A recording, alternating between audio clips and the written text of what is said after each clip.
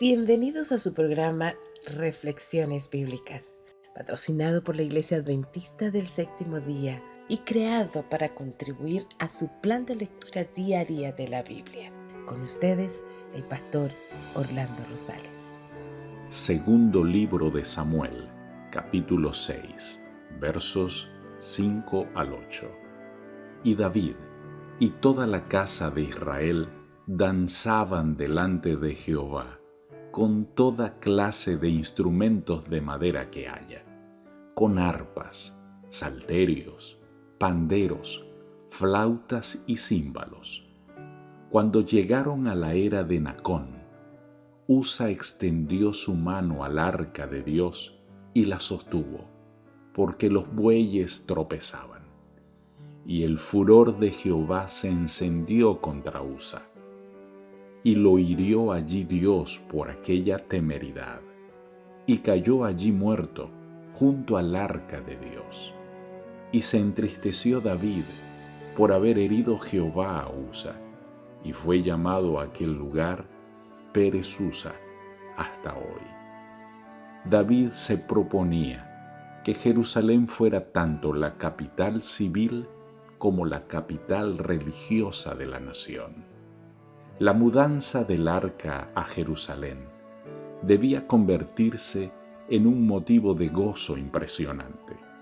La multitud acompañante tocaba y cantaba. Para el pueblo, el arca representaba la presencia de Dios y había regocijo debido a esa presencia. El arca era santa.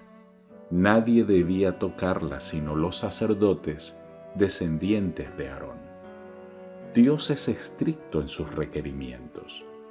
Usa había estado tanto tiempo en la presencia del arca que la familiaridad había creado en él un espíritu de irreverencia.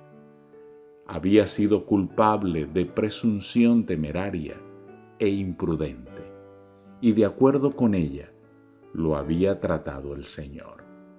La alarmante catástrofe hizo que las huestes congregadas de Israel comprendieran la importancia de las órdenes expresas de Dios y la enormidad del pecado de la irreverencia. Otro detalle a resaltar es que Dios había dispuesto cómo era que el arca debía ser trasladada. Según Éxodo 25, 14 y 15, se habían hecho unas varas que debían atravesar los anillos a los lados del arca. Eso hubiese asegurado su traslado de cualquier peligro. Además, había unos encargados exclusivos para hacerlo. Verso 10 al 12. De modo que David no quiso traer para sí el arca de Jehová a la ciudad de David, y la hizo llevar David a casa de Obed-edom, geteo. Y estuvo el arca de Jehová en casa de Obed-edom, geteo, 3 meses. Y bendijo Jehová a Obed-edom y a toda su casa.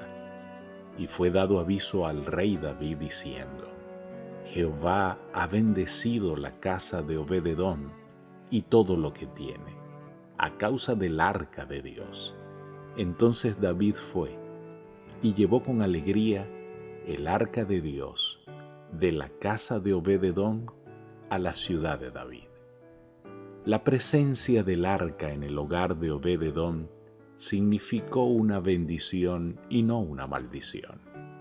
Él sabía cuán terriblemente el Señor había castigado la irreverencia con la cual se había profanado el arca. Quizá había visto a David y a los miles de Israel temblando, espantados, temerosos de la presencia del arca de Dios. Sin embargo, y a pesar de todo esto, dio la bienvenida al arca en su casa.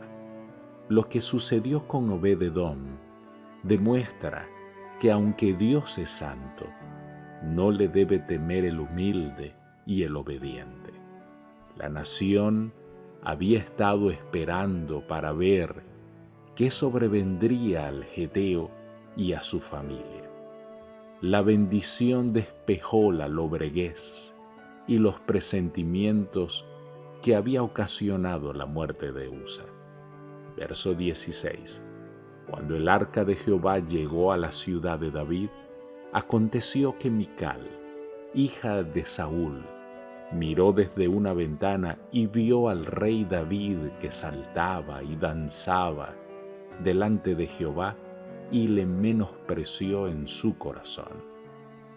Mical no podía apreciar ni entender el fervor que inducía a David a unirse con la gente para expresar en forma tan vívida su gozo con el Señor.